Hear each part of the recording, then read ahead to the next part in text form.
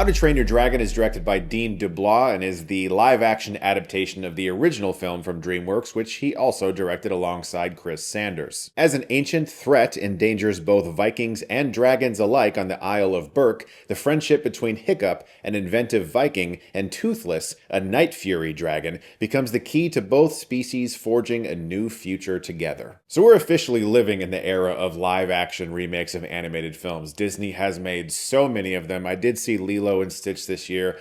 I didn't mind it. For the most part, live-action adaptations of animations don't really interest me that much unless I feel there's a lot of potential there, because animation is so precious to me, and it's not respected enough. And I think the idea of taking everything that was animated and trying to make it in live-action form is a fruitless one, and one that generally is made for money purposes. That's the more cynical side of me talking. I would like to hope that people who make movies really want to make them, but in the case of How to Train Your Dragon, the fact that the original director has come back, and the fact that it is definitely, and I'm sure you'll hear this from other people, a 100% copy and paste movie, and that it really does feel like a shot-for-shot version of that original film just in live action.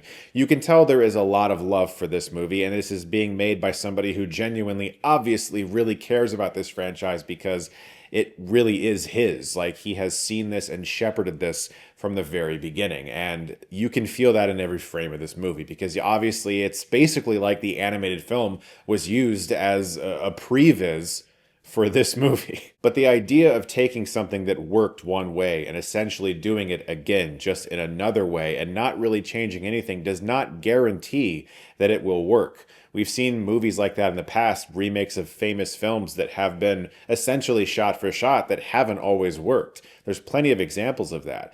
The reason this one does, I think, is because this world lends itself to live action. There's been TV shows and movies with Vikings and dragons, medieval times and sword and sorcery, weaponry, all kinds of stuff. We've seen this type of world in a film before, and the idea of it existing in live action really works. When you look at a film like Disney's remake of The Lion King, the realistic lions singing and trying to give off that type of emotion, that really worked in animated form. And watching it in live action, there was a strange uncanny valley thing happening that just didn't really translate well.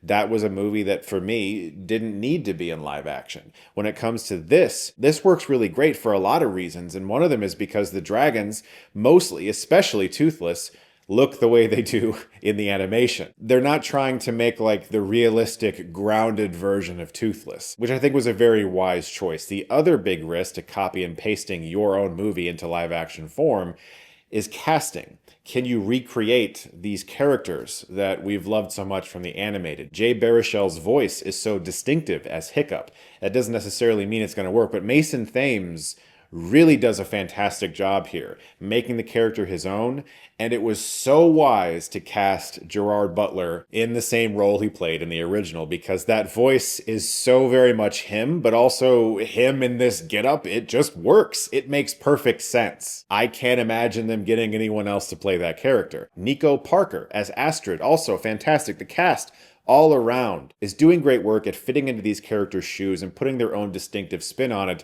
but also not stepping so far out of it where you feel like, okay, like that wasn't like what I expect. And it's a tough sell, really, to kind of say like, well, yeah, it's good. It was great before. And they just kind of did the same thing again. And I can see how like a very critical person might look at that and think like, well, that's not really trying hard enough. You should have done your own thing or something new.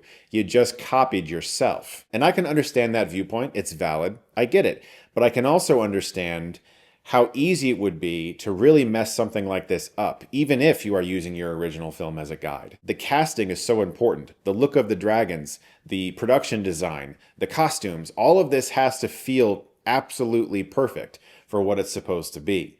And there was nothing that felt out of place to me.